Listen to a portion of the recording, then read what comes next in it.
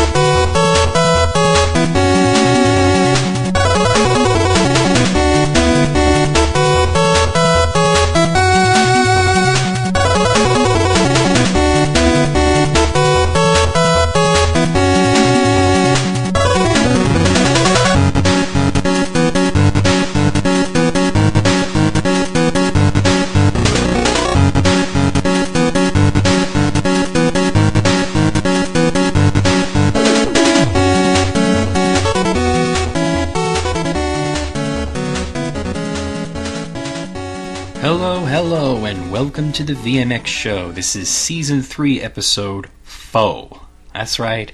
It's not Episode 4, it's Episode Foe. Gotta say it that way.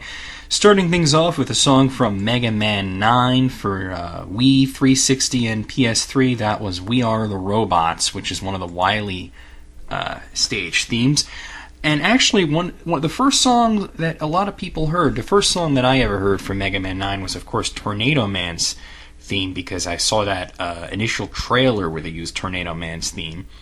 But I was talking to my friend Joey. He's a huge Mega Man fan, and he told me that he didn't have a Wii, a 360, or a PS3 at that point in time. He has an Xbox 360 now, and he's been able to play both Mega Man 9 and Mega Man 10 quite happily. But as a big Mega Man fan, he was upset that he couldn't play it at the time, so he avoided all news about it because he didn't want to make himself feel bad. So when he finally did see a trailer for Mega Man 9, it was the second trailer using We Are the Robots. So it's a pretty good song in that 8-bit stylings of the Mega Man 9 and Mega Man 10 games. So a great song to start off the show with. We Are the Robots. Great name for it too. Got a lot of stuff planned for today's show. Got a lot of news to get through, a lot of questions and comments. Unfortunately, no guest, and I was going to talk about that right away, but I guess I might as well. Haven't been having a lot of guests this season, mostly because this is my fault. I would say you guys are not asking me to be on the show. But I haven't been talking about it, and I haven't been pursuing it because I've been so busy throughout the week and everything. But I want to take this time to say, if you want to be on the show, it's very easy. All you have to have is some sort of microphone connected to your computer. And if you have a laptop, a lot of them have built-in microphones. And the program Skype. And if you don't have Skype, it's free, it's easy to use, you don't have to pay for it unless you're calling someone's cell phone, which you wouldn't be. I handle all the recording and everything. I'll walk you through it if you need to. So, you want to be on the show? Interviews run from about 20 to 30 minutes. It would be great to have some guests on the show again. Otherwise, I'm going to fall back to the concept of asking my friends to be on it. This week, though, I have so much stuff to talk about that I wouldn't have time for a guest really anyway, or I would have to put off a lot of the stuff that I want to talk about, so it kind of worked out well. But I have a lot of questions and comments. First, let's get to the ones that were sent to me via profile comments and private messages and such. First off, Mr. Lover of Ganja said, and I don't know if this was meant to be on the show or not, and I already answered him, but I wanted to talk about it really briefly anyway. And this is not even video game related, it's music related. He says, in terms of song quality, vocal power, and influence, who do you think the best metal singer is? And I had to think about that for about 4 seconds, and of course I said Bruce Dickinson from Iron Maiden. He agreed. He said that Bruce Dickinson would be either the number one or the number two choice, with Ronnie James Dio from Black Sabbath, and Dio, of course, sort of coming in there. And I didn't get to mention this, but actually I saw Iron Maiden, of course, Bruce Dickinson, the singer of Iron Maiden, over the last summer. I saw them in Madison Square Garden, and this was shortly after Ronnie James Dio died of stomach cancer. And while we were waiting for the band to come on, I think it was in the interim after Dream Theater had left the stage and before Iron Maiden was taking the stage, and they were playing music over the PA, and they played a Dio song, and everybody in the crowd kind of went nuts and started chanting Dio, Dio. It was really cool, because I mean, the guy had just died. Bruce Dickinson did a nice little tribute to Dio, talked about him a little bit. So I guess they were friends, or at least they respected each other quite a lot. Almighty Santa left me 2 questions. He says, first up, what's the first video game you have played? And second question has to do with music. Do you like any form of electronica? Well, I'm going to answer your second question first because that's simpler. No, I'm not really a fan of electronic music at all. I mean, in video games it's alright because it can kind of pump you up. One example of sort of a techno-ish song in a video game that I kind of got into was in Metroid Prime, the original Metroid Prime. When you first go to the Phendrana Drifts, it has a nice little song, but it's when you it's the second song that plays in Phendrana Drifts. It's after you get the item, which I think is the boost ball. It's been a long time since I played Metroid Prime. But it kind of has an electronic theme. And I guess it makes sense for it to be in video games, but I would never like buy a CD or whatever, or just listen to electronic music on my own. Not really my style. As for the first video game I ever played, and this is really going to show my age, it's actually Pac-Man. Couldn't tell you what system it was on. I was very, very, very young. I was a toddler at the time, and they plunked me in front of this TV with a game system, which I suspect might have been the Atari 2600, but I'm not really sure. And I was playing Pac-Man, and I obviously wasn't very good at it. I was like 3 years old at the time, but which makes sense because Pac-Man came out in 1982, and next year, 1983, the home ports would have been coming out, and I was about 3 years old at the time. So, yeah, Pac-Man, showing my age there, huh?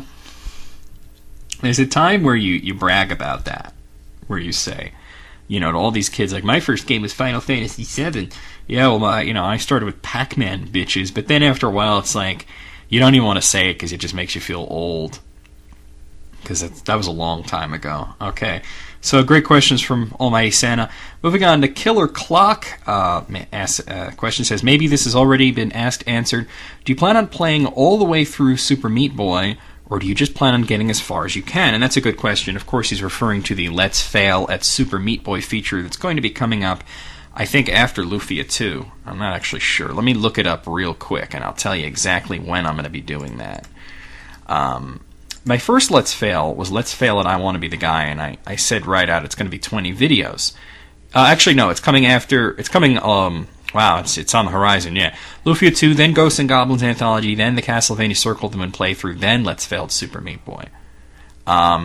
It's going to be like the first one. It's going to be 20 videos.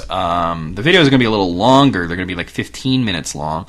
If I beat it, which is a possibility, then obviously the feature will end there. But if I get to 20 videos, which are going to be about 15 minutes long, give or take, and I haven't beaten it, then that's where the feature will end. I might play it, if I enjoy it, I might play it on beyond that, but it won't be videos. So I hope that answers your question. Oh, he has more. He says, also thanks, I'll have to pick up a copy of Morrowind and try getting it to work with mods and patches. Also had no idea about the save thing. A lot of people didn't know that. I didn't know that for the longest time. I found that out researching ways to decrease the crash to desktop issues with Morrowind. Talked about that on last week's show. And he said, okay, no, that's it. Oh, by the way, yeah, there's a weird thing that kind of happened with last week's show. The comments were requiring approval for a while. That's not normal. I actually hit that accidentally, so that was my bad. I fixed it now. Well, actually, I fixed it a few days ago. But just so you guys know, I wasn't pre-approving comments or anything. It was just something that I accidentally hit. Here's one for... who's this question from? Oh, dang it. Dang it. Hold on 1 second. I have the question, but I don't have the person's name. Oh, here we go. It's video games. Okay, I screwed up there, but no big deal. Video Games says, hey, Necro, if you remember back when I asked you about the most intense confrontation or argument you've ever been in with someone, and I do remember that, you told us all about that crazy bitch from your work. That was hilarious. Now I want to ask a similar question, and hopefully the answer that ensues will be somewhat near the rank of greatness the last one was. What is the craziest confrontation or argument you've ever witnessed? One that you didn't start or really participate in, but merely acted as an interested or possibly horrified onlooker. If you interjected at any point, cool, but particularly one you mainly witnessed and was amazed, shocked, disgusted, or delighted by. Great start to a great season. I'm enjoying the Super Mario Bros. 2 playthrough right now. A lot of people enjoyed the Super Mario Bros. 2 playthrough, and I haven't had the time to give your question a lot of thoughts. I'm going to have to think here. Because I don't... I live a pretty peaceful life. I don't see a lot of, crazy battles or any nonsense like that. Haven't been into too many fights. Haven't seen too many fights. Yeah. You know what? I'm sorry, video games. I don't have an actual answer for you, but I'll tell you a funny story to make up for it that involves that same, as you put it, crazy bitch, which is what she was. From when I worked at that one place. I think her name was Jeannie. I'll tell you a funny story about her. I couldn't stand her, as you know from the last story I told, and I don't remember how many details I gave or how much background I gave. But one thing that I would do is I would try to piss her off. Because when she was pissed off at me, she wouldn't try to talk to me. She would basically give me the silent treatment, which is exactly what I was looking for, because she was irritating as fuck and I just wanted to work and I didn't want to deal with her. So sometimes I would push her buttons a little bit and just get her pissed off, and she thought she was punishing me by not talking to me. But if only she knew that that was exactly what I wanted. One day, she was really, really getting on my last nerve, because I was sitting there and I actually had headphones on. And I was trying to listen to music, but she was right next to me, and she was so loud that I could hear her over the music. And I couldn't put it too loud, because then people complain that they can hear it, and, it distracts other people, and that's not right to do that to other people. So I took the headphones on, and basically she was talking with somebody else about butts. She was talking about guys' butts, and who has the cutest butt, and this butt, and that butt. And it's a conversation that I really didn't want to hear. So I whip off my headphones and I turn to her and I go, boy, Jeannie, you really like butts, don't you? And she kind of sees that maniacal gleam in my eye and immediately goes on the defensive. And she's like, no, I was just saying, I don't like butts. And I'm like, no, you like butts. You like butts a lot. You were just spending the last fucking 20 minutes talking about nothing but butts, and now you're going to tell me you don't like butts? You're talking about who has the best butt and who has the cutest butt and whose butt you'd like to touch, and butts on butts and butt sandwiches with butt meat and butt bread, and you wouldn't stop talking about fucking butts, man. And she's like, no, I don't like butts. So I was like, man, you can't shut up about butts. You love a butt. You just want to put your face in a butt and go. And she's like, no, I don't want to do that. I never do that. I don't like that. And I was like, yeah, I saw you outside doing that with Karina. That's another bitch from that job. I saw you put your face on her butt and go, and that really pissed her off, and she wouldn't talk to me for like a week, which was one of the best weeks I ever had there. So, sorry I couldn't really answer your question, but I hope that story made up for it since you enjoyed the first story about, I think her name is Jeannie. Peyote, or whatever the hell your name is, I think you said that it doesn't matter. You said, thanks for making my small comparison to Morrowind and Oblivion. I need to find a copy for my Xbox now. I am also sad to see the Guitar Hero franchise go down, but I hope they bring it back in the future. Keep up the good work. Can't wait to listen to other seasons of the VMX show. Yeah, I decided after Season 3 is done, I'll start putting up Season 1. So it'll be like the VMX show classics or whatever, you know. Yeah, Morrowind for Xbox? I get it for PC. Anyway, S-Serpent21 says, 25 years since one of the greatest games ever, I am old. Of course, he's referring to The Legend of Zelda's 25th anniversary, and I have another 25th anniversary I'm going to announce later in the show. I hope the Nintendo DS XL goes down in price soon if they're pushing this 3DS in the future. Well, I wonder why the XL, do you have like poor eyesight or something? Because the XL is freaking huge. Here's more from the Killer Clock. Oh, actually, that's the same thing from the Killer Clock. He sent it to me both as a private message and as a comment on the video. You don't really need to do that. I get them all. YJO Master is Gold says, nice episode, Necro. I have a question. I know this isn't really your type of game, but what do you think of the new game Brink? Never heard of it. Sorry. CC George Washington, who's been on the show a couple of times.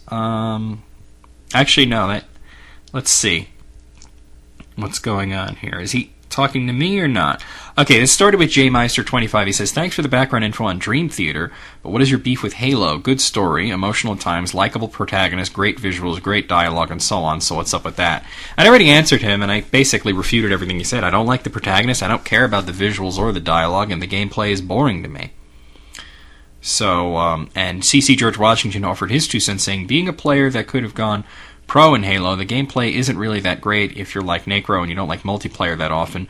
The story isn't that great, the only good one was the first, and even then, it doesn't compare to Final Fantasies or Elder Scrolls for story. Nor would I expect it to. I don't care about the story in Doom either, but it's one of my favorite games. I've played Halo, it's just boring to me. Not a very exciting first-person shooter as far as I'm concerned. Mario Hockey 09 has a couple of questions. Says, hey, Necro, first of all, love the show. I have 2 questions for you. 1, how do you feel about the Planet of the Apes movie series? And 2, are you planning on getting a 3DS? If so, what games interest you? Thanks for answering. I'm going to start with the 3DS question first. I always do this ass backwards. I am planning on getting a 3DS. I am not planning on getting a 3DS at launch. I'm going to kind of hang back, wait for a while, and see what happens. And the main reason for this is I just have so many games that I haven't played for DS, for 360, for Wii, for PlayStation 2, for PSP. Just, buying a whole new system and all new games and everything right now, it's not a high priority on my list, so I'm going to wait on that. As for the Planet of the Apes movie series, I'm a big fan of the original movie series, in particular the first one, Planet of the Apes. So that remake that Tim Burton made, that was a travesty. I don't know how he got away with that. It was like a crime against nature. But other than that, the original movie series, really good stuff. I've never seen, they made a cartoon. I've never seen that, though. That was a spin-off of that original movie series. Here's from CC George Washington. Hey, Necro, I would like to ask a simple question that may be answered soon. Will you be doing a review on Marvel vs. Capcom 3, or just what you said so far, that it's good, and just stick with that? I'm just sticking with that. I don't do video game reviews, so, don't see a point in starting that anytime soon. Amaranthus616 has some clarification to last week's question. He says, I wasn't asking, or at least, as in, if not Cyberpunk, what would just your science fiction favorite be? I guess I must have worded it a bit dodgily. Sorry about that. Yeah, I misunderstood your question. I guess it was worded a little weird, but you got it answered anyway. Metroid Prime. Josie Gregg says, what do you think about the iPhone or iPod Touch? I have one and I can tell you that nothing can replace buttons. They ported Secret of Mana, the first 2 Final Fantasy games, and coming soon Final Fantasy Tactics, by the way. Yeah, but I could play all those games elsewhere, and as you could say, nothing can replace buttons. I'm not interested in the iPod Touch or iPhone at all. N.E. Del Bach, or maybe it's Ned Del Bach, says, nice to hear you're doing a History of Zelda video. Can't wait. Love you to do a History of Metroid one day. I would love to do it, but I don't think it would be that long. Certainly would love to do it. Maybe one day. Monk237 says, oh, and here is a good Dream Theater story on 9/11. This is already a well-known story, but I'll read it anyway. On 9/11, their Live in New York City CD came out when my older brother and I went and picked up, and on the cover of the CD were the Twin Towers on fire, fucking crazy. But they're by far one of the best live shows I've ever seen in my life. They stand alone as far as talent goes. He also goes on to say, God of War is pretty cool, so is Dante's Inferno, great violent hack and slash with lots of tits. I don't give a shit about that. But, actually, your story about that is a little bit off. It's a little bit incomplete. What happened was, on September 11, 2001, Dream Theater did release a CD called Live Scenes from New York, which is a live album. And it wasn't that the cover was the Twin Towers on fire. It was, it had a flaming... See, Dream Theater used to have this symbol that appeared on their second album, Images and Words. It's a flaming sacred heart with barbed wire around it. So they got the barbed wire around the heart, and it's on fire. And they also used that on the cover of their first live album, which was Live at the Marquee. And they used it on Live Scenes from New York, but they replaced the heart with an apple to represent the Big Apple, which is a nickname for New York City. And they had the skyline, which wasn't just the Twin Towers, but also the Empire State Building, a couple other buildings, the skyline. And it wasn't that they were on fire, there was a backdrop of flames. It still looked kind of disturbing. What they did was they recalled it and re-released it at a later date with a different cover art. So actually, if you have that, I have the original cover. If you have the original cover, it's somewhat of a collector's item, so hang on to that. Vibonacci says, thanks for the reaction. I've started Oblivion and became addicted right away. The action rocks, the scenery is breathtaking and huge, and the plot is nice. I'm such a sucker for beautiful outside lightning effects. I think you mean lighting effects. I have some problems dealing with the ghosts and the will-o-wisps at the moment, though. The conclusion I draw from your story and from playing Oblivion for some time now is they should both be played. Oh man, and Skyrim is coming. Well, I want to talk about Skyrim, but before that I want to give you a little bit of I hope you're listening, a little bit of a pointer on the ghosts and will-o-wisps. Certain enemies in the game, and ghosts and will-o-wisps are among them, have a property where they are immune to normal weapons, which means that your weapons won't affect them. So you'll have to use either magic, which can take the form of a magic spell in the Destruction School, or you can use the Conjuration School to conjure something to fight for you, or conjure a better weapon, like a Daedric weapon. Or you could use you could take a regular weapon and you can poison it, and even though the weapon won't hurt them, the poison will, assuming they don't have a resistance to that. Or you could just use a silver or Daedric weapon. If you're early in the game, and you probably are if you're fighting will-o-the-wisps, you want to try and just get a silver weapon. And a way to get around that is to have an enchanted weapon. It can be of any material and any enchantment, and that will affect them. Even if the enchantment runs out and no longer has a charge, the weapon will still be able to attack those enemies. So you might want to keep an enchanted weapon around. I want to talk about Skyrim just very briefly. They showed a new trailer for Skyrim, which if you want to see it, go to my channel, look in the favorites. You can see the new Skyrim trailer, which starts off very similar to the old one, but actually shows gameplay, scenery, and everything, and it looks amazing. They show the dragon shout, they show the cities, they showed fighting a dragon, they showed the stealth aspects, they showed magic, they showed double well, they showed the combat. It got me really excited. So. And you're playing Oblivion, and you want to play Morrowind, and then Skyrim's coming out this November. You're going to be on your PC a lot, or maybe Xbox, who knows. Luba's Gaming Lounge left me a question, says, the PS3 has been going strong lately. What are your new opinions on it? Because I remember a few years ago you weren't a fan of it. Still not all that impressed with PlayStation 3. It's going strong in Japan, which is good for Sony, because I was a little worried. I'm a big fan of the PlayStation brand, and I want the PlayStation brand to continue. And what with the PSP and the PS3 both getting off to a slow start, I was kind of worried about that a little bit, but it looks like they're both coming back, specifically the PSP, which I am a big fan of. Really, the only game on the PS3 that I'm interested in that I can't play elsewhere is Last Guardian, which isn't even out yet. So really, still not very impressed by it. Da Hood Rider just leaves a very cryptic comment. Have you beat SOM or even played it? I assume you mean Secret of Mana.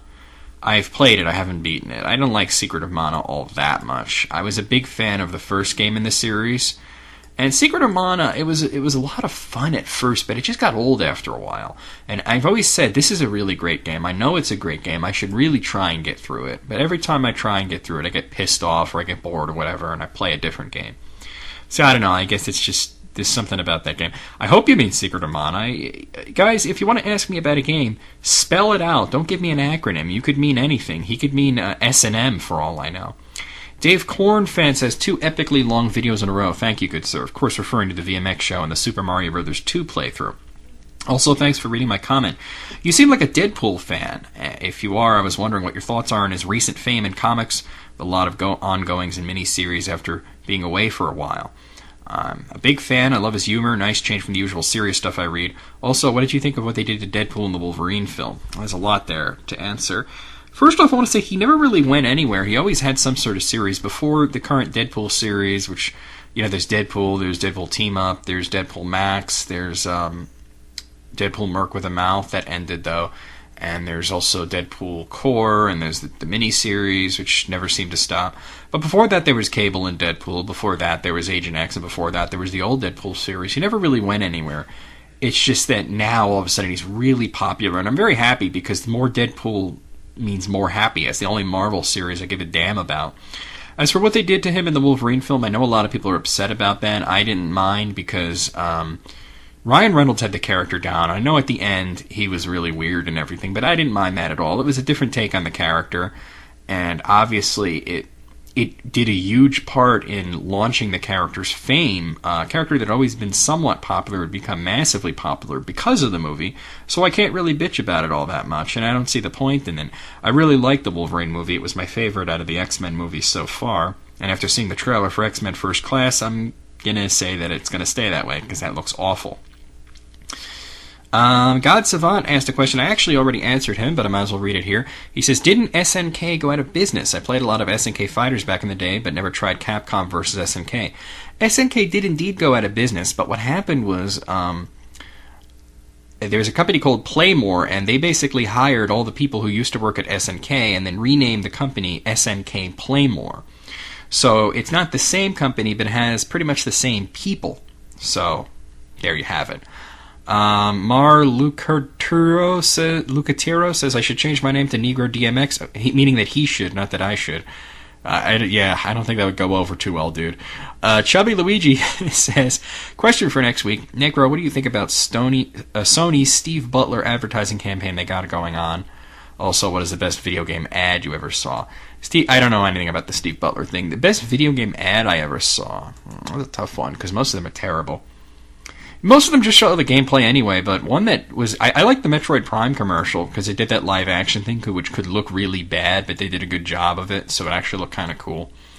And finally, FoxFang96 is back, says, my question for next week is, what is your favorite game system out of the ones you've played? Super NES, no doubt. Best system of all time. Super NES. Speaking of Super NES, let's play some music from a Super NES classic right now. Here's a little music from Final Fantasy VI. This is Terra's theme. Coming at you. VMX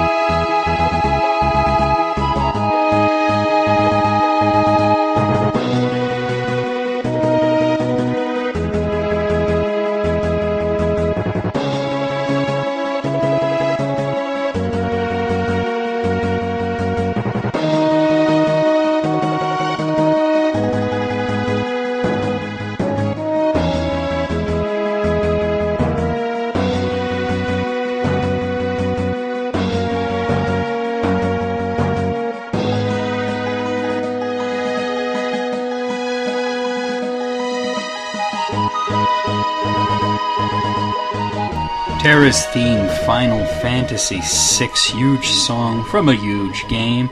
I actually get that in my head quite often. Sometimes I'll be walking around and like, and I'm like, ah, shit, man.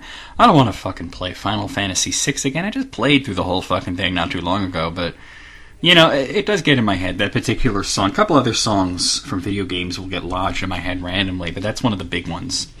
So I figured I'd play it for you, so now it can happen to you, and you can share in my misery. Well, it's not really misery, but I do have we're going to get to the news now. I do have news regarding Final Fantasy VI. It's coming to the Wii's Virtual Console, but the bad news is it's coming to the Wii's Virtual Console in Japan, with no news as to whether or not it will be coming out to the Wii's Virtual Console in America. I kind of think not. It's interesting to note, though, for the Japanese Virtual Console, for Japan in general, Final Fantasy VI is the last pre-PlayStation 2 release that was not on any sort of electronic device. Final Fantasy 1, 2, 3, 4, and 5 were available on the Wii's Virtual Console, with 7, 8, and 9 on the PlayStation 3 as PS1 classics, and also available on PSP, I think, through the PSN network. But now they have 6, sort of the missing gap.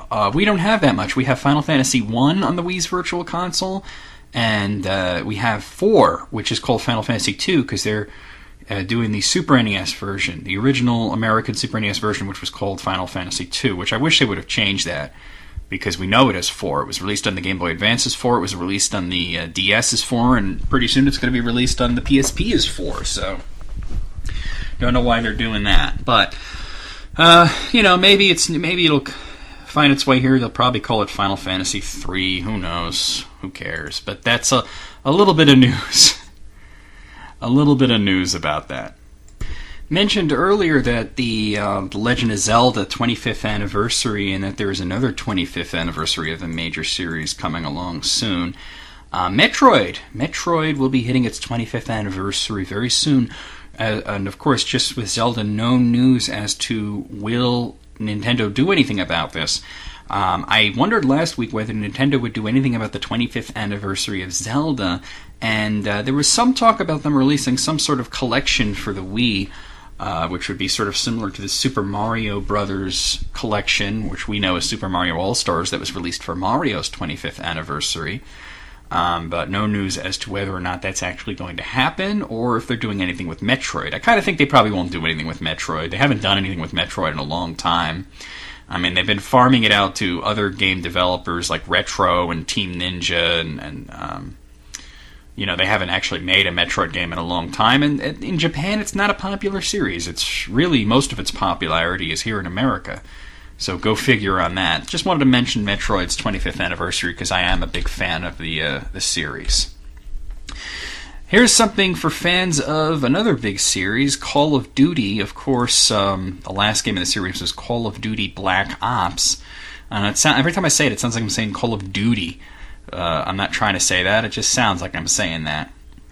An interesting thing about Call of Duty is everybody's waiting on the next big game, Call of Duty Modern Warfare 3. I don't know how they number these things. It's ridiculous, but Call of Duty... I mean, alright, I just want to say this. You had 3 Call of Duty games, 1, 2, and 3. Pretty simple stuff, right? Then you have Call of Duty 4 Modern Warfare. Okay, that's fine. And then Call of Duty Modern Warfare 2. Wait, wouldn't that be Call of Duty 5? Oh, no, it's Call of Duty Modern Warfare 2. Then comes Black Ops, which doesn't even have a number. So you say, okay, they're not numbering it anymore. A lot of series do that. They start off numbering things, and it gets confusing, they fuck it up, and then they stop numbering it. Then the next one's going to be Call of Duty Modern Warfare 3. You know what? Fuck you guys. Fuck you, Activision. You're annoying. But anyway, a lot of people have been going crazy over a website that has popped off, findmarakov.com, which is said to tease the release of Call of Duty Modern Warfare 3. Thing is, it is a hoax. It is a big hoax, and Activision claims they have nothing to do with it. This is an Activision spokesperson's quote. They said, "There seems to be a great deal of speculation about the next Call of Duty project. Let me be clear, we are not revealing yet. Anything indicating otherwise is a hoax." So, according to this guy, and he could be lying, but according to him, they have nothing to do with the findmarakov.com website, have not announced Call of Duty Modern Warfare 3. The teaser is not made by them, and they had nothing to do with it. It's all a big hoax. So that's what's going on there with that. Got some Mortal Kombat news. Of course, been talking about Mortal Kombat a lot since they have the release of the next Mortal Kombat game, simply titled Mortal Kombat, in April. If you're from Australia and you're listening to this, prepare to be disappointed. The much-anticipated fighting game, Mortal Kombat, is banned in Australia. It has been refused classification, which means it will not be sold in any Australian stores. And the ratings board, which is the Australian Classification Board, has requested that all stores remove all references to the game, signs, display cases, posters, and cancel all pre-orders. So if you're living in Australia, which is a huge nanny state, as we all know, so we kind of saw this coming, and you were looking forward to Mortal Kombat, you're going to have to get it through other channels, import it from probably Europe. So, sorry to say on that. Gotta say, though, you can't be all that surprised. That's something that pretty much was bound to happen. This looks like it is the most violent and visceral Mortal Kombat yet, and Australia has a long history of banning games that they find to be too violent. Remember, they say, oh, it's a free country. It's only as free as the people that you vote for want it to be. And in Australia, they got this whole liberal nanny state thing going on. We know it's good for you better than you do, and anything that we find to be objectionable will not be sold to protect you. So, sorry to anybody who's in Australia who was looking forward to Mortal Kombat, but you might want to start preparing now to import the game if you are looking to play it. I don't know how the region works in Australia and how importing would work, but it's probably going to be expensive. It's definitely going to be a pain in the ass, and my heart goes out to all the people in Australia who are looking forward to this, especially if there were pre-orders and advertisements and everything. I don't know, maybe Midway would be wise to sort of maybe make a toned-down version for Australia so that people could at least play it, but we'll see what happens with that. For those of you who are curious about the long history, well, not really that long, but the history of Australia banning games, I have in front of me a list of games that are banned for sale in Australia. Seven Sins, that was banned because of sexual references. Seven Sins is a PC game. I think it's one of the... It's like a porno type of game anyway. 50 Cent Bulletproof is banned. Blitz the League is banned. BMX XXX, Crimecraft, Dark Sector, Dreamweb, The Getaway, Left 4 Dead 2, Leisure Suit Larry, Magna Cum Laude, Mark Echo's Getting Up, Contents Under Pressure. That was actually banned for the glorification of graffiti. That shows you they can ban anything. Manhunt is banned there. Mortal Kombat, of course, I mentioned that. Narc, Necrovision, Postal 2, Phantasmagoria, Reservoir Dogs. There was a Reservoir Dogs game. I did not even know that. I'm looking at this now. It was on PlayStation 2, Windows, and Xbox. Crazy. Risen, Shell Shock 2, Blood Trail, Silent Hill Homecoming, Singles, Flirt Up Your Life, Soldier of Fortune Payback, and Voyeur, all banned in Australia. So that's crazy. There you go. The reason that these they get banned in Australia so often is the Australian Classification Board does not actually have an 18 plus rating. It only goes up to 15 plus. So anything that they consider to be inappropriate for someone, above the age of 15, they just ban it. So stuff that would be rated like M here could possibly be banned. Here's a little news that hits a lot closer to home. For those of you in California, if you've ever shopped at a GameStop, and within the past few years, you might want to pay attention to this if you're a resident of California. There is a class action lawsuit going on against GameStop in California because they say that the GameStop employees illegally recorded personal information without the permission or knowledge of the people who were consumers. Basically, what they're saying is that they were keeping records of personal information, which included your credit card number, your PIN number, and your name. So basically everything they need to steal your identity is being recorded in GameStop's computers. Don't know if this is unique to California GameStops or even if it's unique to certain California GameStops or if it's everywhere, but certainly this is something that needs to be addressed. So there's a class action lawsuit. Here is the actual wording from it. Defendant's employee made no attempt to erase, strike out, eliminate, or otherwise delete plaintiff's personal identification information from the electronic cash register after the plaintiff's credit card number was recorded. Such conduct is performed intentionally and without the knowledge or consent of the cardholder and is of potentially great benefit to GameStop. So, if you feel that you're in California and you feel that you've been wronged by GameStop and they have your personal information, you might want to get in on this. It's let's see if I have the number of it. It says it violates California Civil Code Section 1747.08. I don't have any other information. Oh, here I have a PDF of it. If you want to go through with filing this, it's case 3 :11-CV-00843-EMC, and the case was filed on February 23rd, 2011. So you might want to look online for that if you live in California. You want to get in on the class action lawsuit against GameStop. Let's see, what else do we have? I have a lot of 3DS stuff to talk about, but I don't want to. I want to kind of save that more towards the end. Here's one. The game Catherine, and we're going to be talking about this a little bit later because it's a huge seller in Japan. I mentioned this on the show previously. Catherine is an erotic thriller that is coming out for PlayStation 3 and Xbox 360, which has something to do with the guy. His wife is named Catherine, and then he meets this other girl named Catherine, but it's spelled slightly differently. And there's a lot of sex in it, but it also is sort of a horror-themed thriller. Big selling in Japan. Atlas is the publisher. They're saying it's probably not coming out in America, and to this I gotta say, duh. I mean, come on. Did we even need to ask? Somebody asked them, are you going to release Catherine in the U.S.? And they go, yeah, probably not. Duh. Games like that generally don't come out here. It's a very Japanese thing. Got some news on Thief 4 for fans of the Thief series. Thief 4 is coming out. It's first screenshot of it was shown online. It's not a great quality screenshot, but it does show one interesting thing, that the game will be running on a third-person perspective.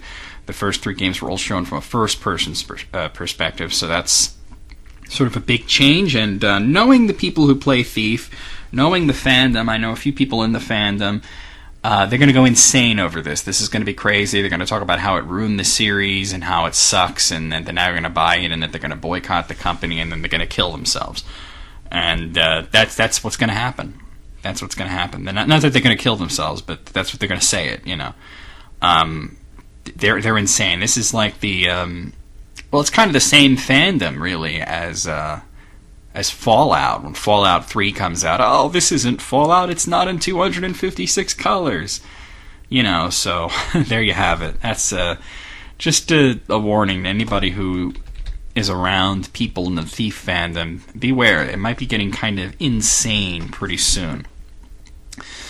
One last thing before I talk about the 3DS, and this is sort of related. In the wake of the 3DS launch and the announcement of the NGP, which is the code name for the next PlayStation Portable, some people have been calling it PSP2. Sony's been calling it NGP as its code name, which I think stands for New Generation PlayStation. The original PSP, not referring to the PSP Go, but the PSP 3000 series, will have a price cut of $130. So that's the price of a PSP now, or it will be very soon. If you're looking to get that, and now might be the time. So, Nintendo's also preparing. Don't know about cuts, but there is a special a DSi coming out for the release of Pokemon Black and White, so it's nice to know that Nintendo's not abandoning the DS and DSi in the wake of the 3DS release. As a matter of fact, they're releasing special edition consoles because of Pokemon, so look out for that. So let's talk about the 3DS. Actually, you know what? Since this is going to be most of the rest of the show is going to be 3DS stuff and all that stuff, let's play some music now. I got one more song to play for you, and then we'll talk about all the 3DS stuff. We'll talk about game releases for March, since this is the last show of February, and we'll talk about sales figures. But before we have that, let's play a little song. This is from Brave Fencer Musashi, very underrated game for the PlayStation 1, sort of a Zelda-like RPG. It did get a sequel way later on PlayStation 2, which I never got to play, which is kind of a shame. Maybe I'll look into finding that one day. But a lot of people played the first game, Brave Fencer Musashi, because it came with a demo of Final Fantasy VIII. Well, we all know how that turned out. But the game did have a lot of interesting humor and some great music. Wanted to play a song for you right now. This is the Musashi Legend.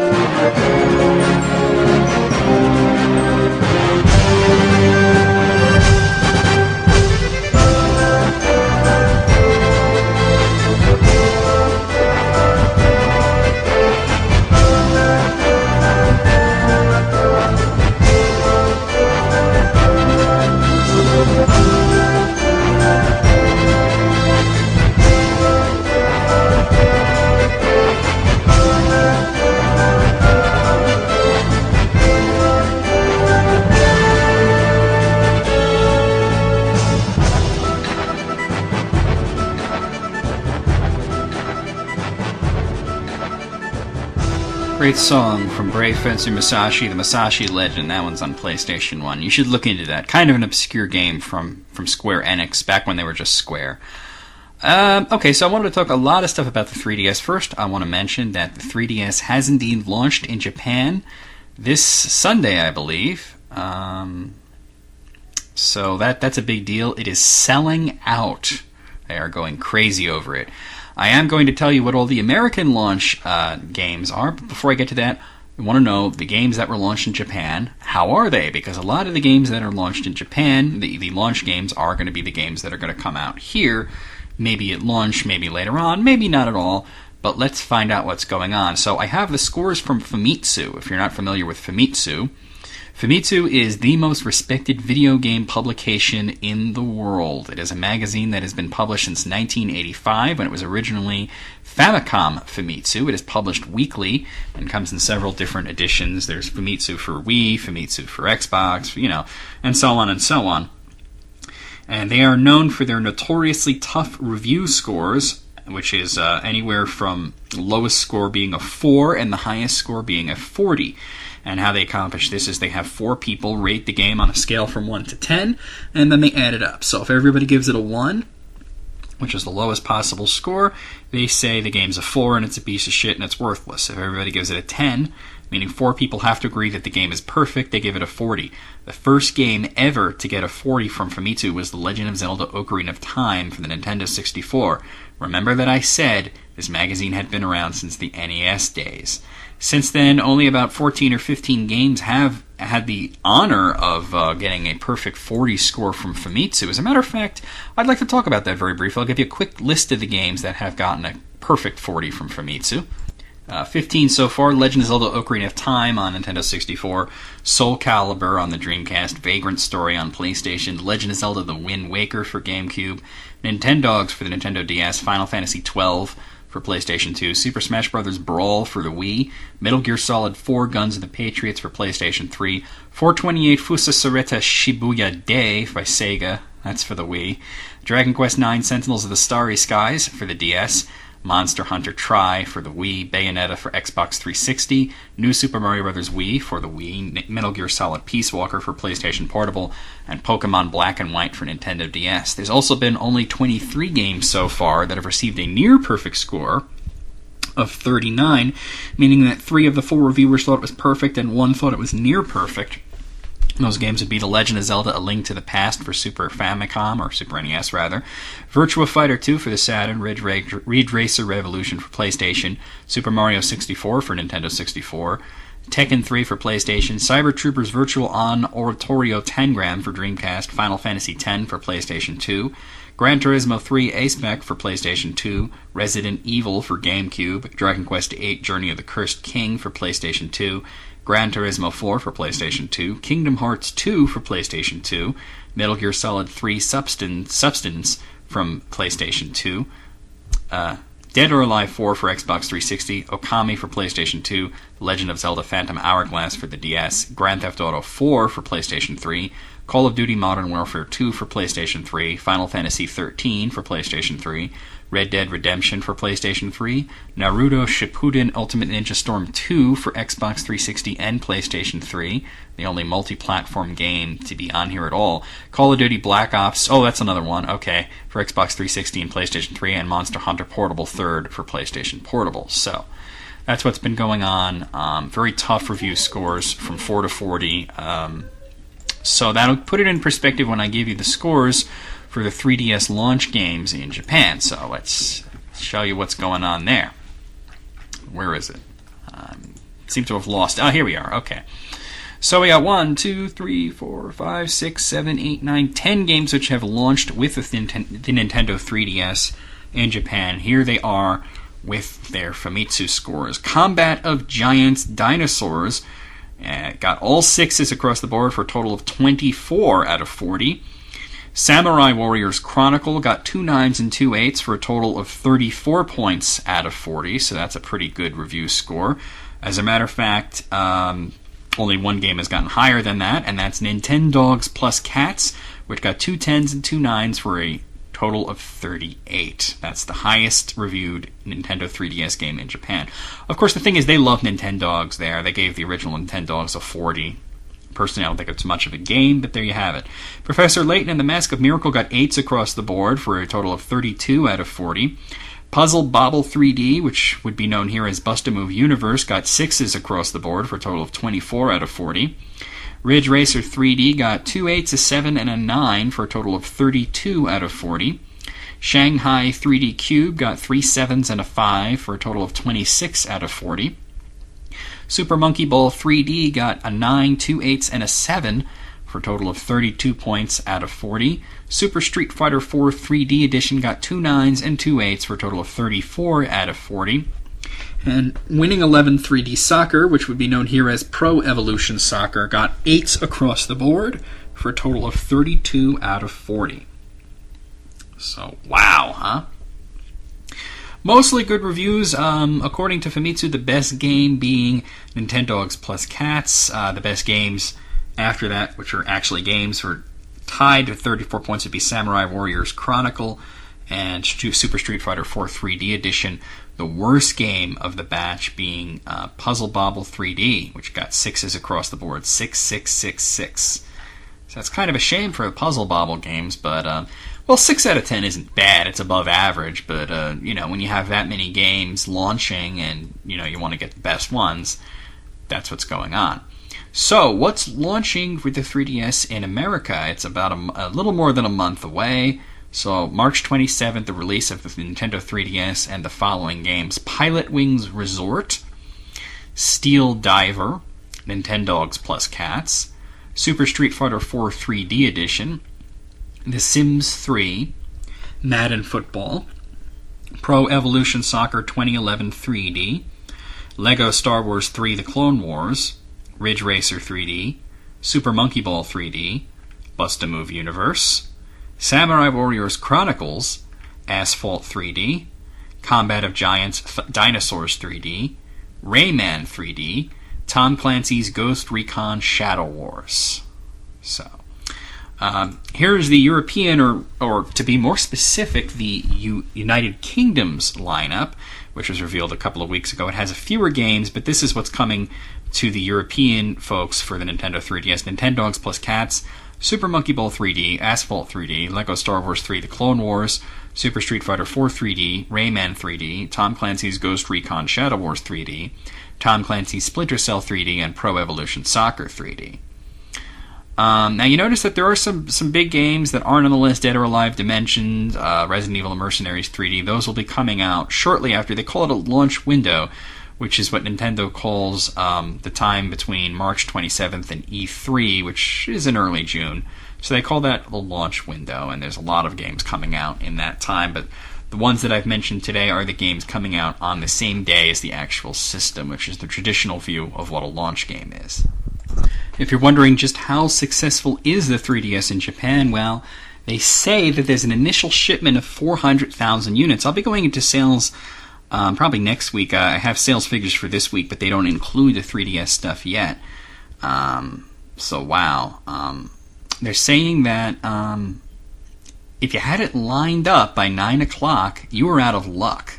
So that's pretty nuts. I'm looking at some pictures. If you want to look online, there are indeed pictures of Japanese people lined up like crazy to get a look at the 3DS and to hopefully buy it. So that's crazy. If you want to look at, some stuff like system manuals and stuff, they have it in Nintendo's support page.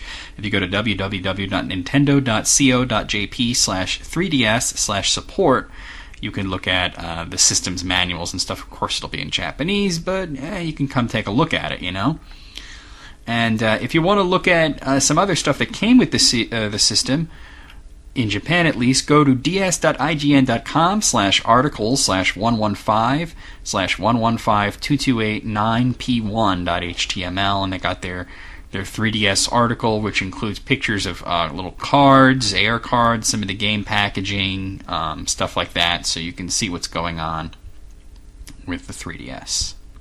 So, yeah, that's it for the news. Let's talk about some game releases. Now, I realize the show is kind of running a little long this week, so I'm going to try and make this as fast as humanly possible. Of course, if you've stuck along this long, then you don't mind if we go a few minutes over. So here are the big releases. Well, here are all the releases for March, since this is the last show I'm doing in February. So here's what's coming up in March. March 1st sees the release of Fight Night Champion for PlayStation 3 and Xbox 360, Rift for Windows, and Warhammer 40,000 Dawn of War 2 Retribution, also for Windows. March 6th, I believe that's a Sunday. Here, let me look at my calendar here. Let me just get this a little more organized here. Yeah, March 6th, that's a Sunday. Of course, you know that means Nintendo. Pokemon Black and White will be released for the Nintendo 3DS. On that Tuesday, March 8th, we see the release of Dragon Age 2 coming out for Windows, PlayStation 3, and Xbox 360. Major League Baseball 2K11 for Windows, PlayStation 3, PlayStation 2, PlayStation Portable, Xbox 360, and Wii. MLB 11 The Show will be coming out for PlayStation 3, PlayStation 2, and PlayStation Portable. And Warriors Legends of Troy will be coming out for Xbox 360 and PlayStation 3. Very interesting day there. 2 games coming out for PS2. They still do make them. On the next Tuesday, the 15th, we'll receive the release of God Eater Burst for PlayStation Portable, Homefront for Windows, Xbox 360, PlayStation 3, and OnLive. Yakuza 4 will be coming out for PlayStation 3. Okamiden will be coming out for the DS, and Total War Shogun 2 will be coming out for Windows. The day after that, Wednesday, is the release of MotorStorm Apocalypse for PlayStation 3, and the day after that, Thursday, kind of weird month, huh? Assassin's Creed Brotherhood will be finally hitting Windows. The next Tuesday, the 22nd, we'll see the release of Crysis 2 for Windows, PlayStation 3, and Xbox 360, Dissidia Duodecima Final Fantasy for the PlayStation Portable, Dynasty Warriors 7 for PlayStation 3 and Xbox 360, Lego Star Wars 3 The Clone Wars for Windows, Xbox 360, PlayStation 3, Wii, PlayStation Portable, Wii is listed there twice, and DS. I don't know why the Wii would be listed there twice. It's kind of weird. And, of course, the 27th is the 3DS launch. I already talked about that, so no need to talk about that there. Then the following Tuesday, the 29th, we'll see the release of Arcania Gothic 4 for PlayStation. I'm sorry, I skipped a bunch. Lego stuff. On the 22nd, also Monster Tale for 3DS, PlayStation Move Heroes for PlayStation 3, Tom Clancy's Splinter Cell compilation for PlayStation 3, The Sims Medieval for Windows and Mac, and the Tomb Raider Trilogy for PlayStation 3. Then on the 29th, Arcania Gothic 4 for PlayStation 3, Darkspore for Windows and Mac, NASCAR The Game 2011 for Xbox 360, PlayStation 3, and Wii, Shift 2 Unleashed for Wii, PlayStation 3, and Xbox 360, Tiger Woods PGA Tour 12 for PlayStation 3, Xbox 360, and Wii, and WWE All Stars for PlayStation 2, PlayStation 3, PlayStation Portable, Xbox 360, and the Wii. And of course, you know, there's 3DS games coming out all over the place, but we're not really talking about that because I already sort of talked about that. So the last thing to talk about is video game sales. Keep in mind this does not include 3DS sales in Japan because these are the week ending in that date, so let's take a look at what's going on. First of all, let's take a look at software charts.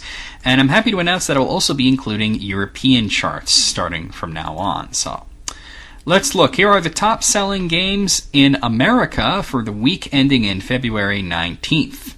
At number 1, Marvel vs. Capcom 3 Fate of Two Worlds for PlayStation 3 moved 162,858 units.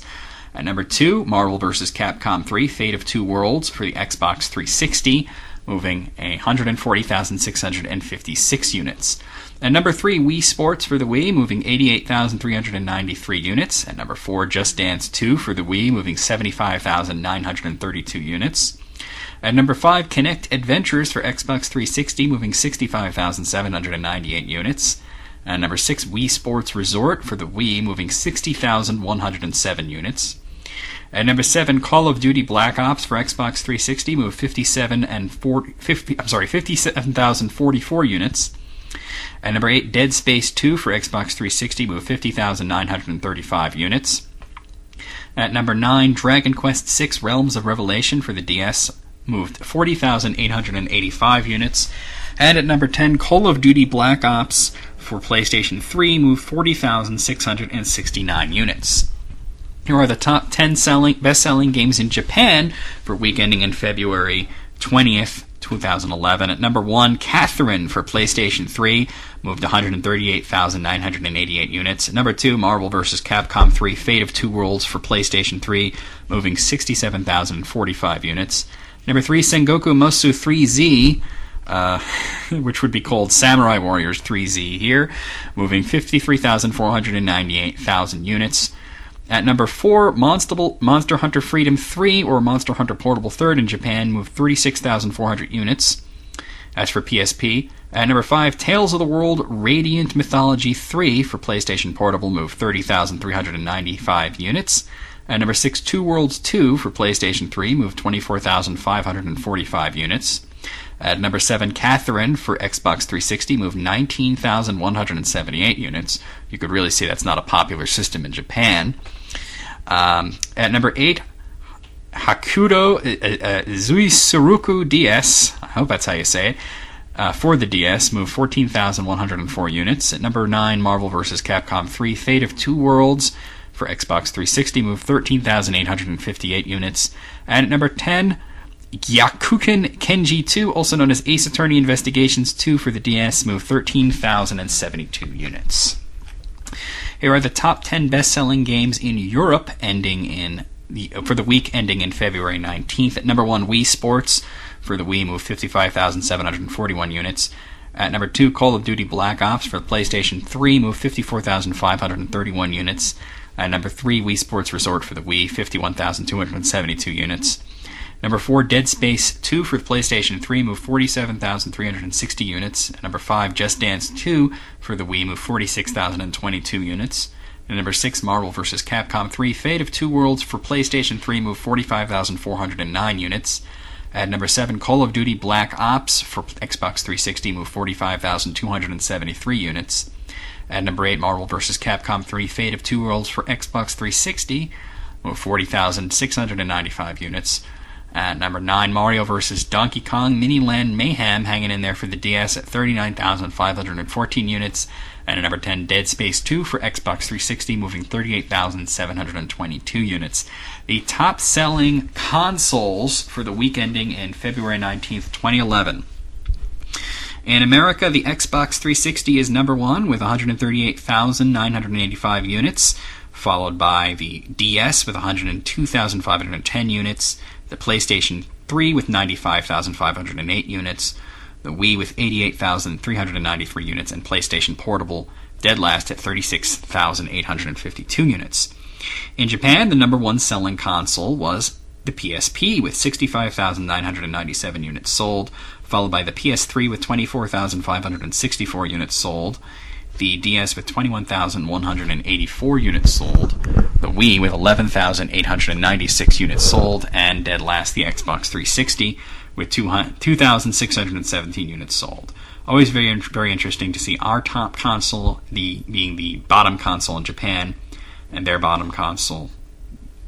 top console being our bottom console. In Europe, of course, things are a little bit more even, the PlayStation 3 being the number 1 selling console with 83,460 units. After that, it's the Wii with 63,789 units. The DS with 60,604 units. Very close behind is the Xbox 360 with 60,492 units, and the PSP selling 38,233 units. So, looking at it worldwide, the PlayStation 3 is doing the best. The PSP is doing the worst, but it's all pretty much even. It evens out. So there are the sales. Went 10 minutes over this week. What can I do? Got a great show coming at you next week. We'll talk about more news. Hopefully we'll have a guest. We'll have video game sales. We'll probably have a bunch of 3DS news, since that seems to be the trend. So that'll be the show for this week. VMX out. Hope you enjoyed it.